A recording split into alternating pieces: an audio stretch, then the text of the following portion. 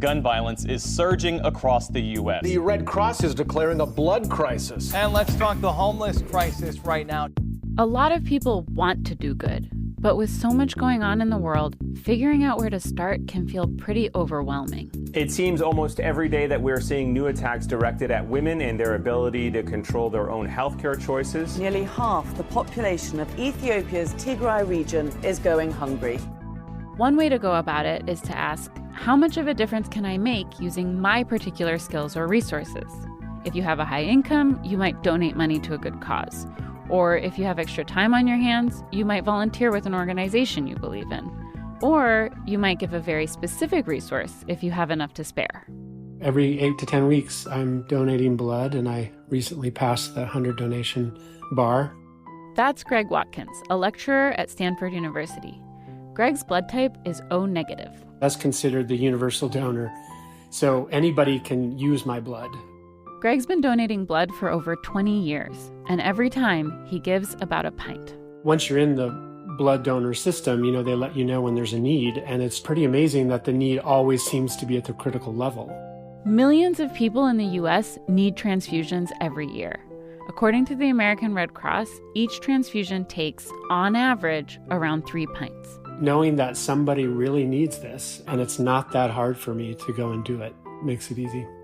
If you do the math, Greg could be helping one person every third time he donates. But remember, he's donated blood at least 100 times. Altogether, that's around 13 gallons. It's possible that Greg has helped as many as 24 people in a critical time of need. The ratio of ease for me to pay off for other people is just a really good one, it seems. But for some people, making a meaningful difference doesn't mean helping as many people as possible. It can mean helping in a way that has a long-term impact in just one person's life. A court-appointed special advocate's job is to have a one-on-one relationship with a foster youth to advocate for their needs. Teresa Bruce is a paralegal. Outside of her day job, she volunteers her time as a court-appointed special advocate, or CASA for short. And it's that dedicated time with just one young person that makes being a CASA so special to her. Because their attorney has a huge caseload, their social workers have huge caseloads, and often their voice gets muted in the process. Teresa's work can be slow, 2 steps forward, 1 step back. But, she says, I know that I'm making a difference in a young person's life to get them off of the street, to prevent them from being exploited. Her official role is to represent her foster youth's needs at school. She's the one who signs all the forms. But to be an effective representative, they actually needed to get to know each other.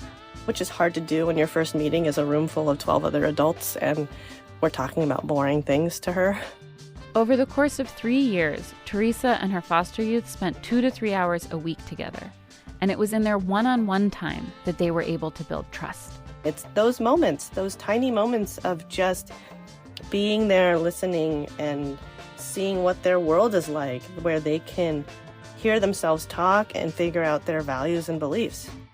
A lot of doing good is about your values and beliefs and having role models. Remember Greg Watkins? Well, he had a student in his class at Stanford who donated a kidney. In some weird psychological way, that upped the stakes to have one of your own students take that step. So after years of regular blood donation, Greg went through the rigorous process of trying to donate his kidney. Ultimately, he learned he couldn't, and it can be hard to find out the limits of what you can give. There was a possibility of having a really big impact, and so that just kind of felt almost sickening to feel so close to that. Doing the most good can be tricky, whether it's donating 100 pints of blood or providing support for a young person that could last their whole life. When you dedicate resources to doing good, it's about asking the question, is this the best I can do? For Philosophy Talk, I'm Shireen Ad.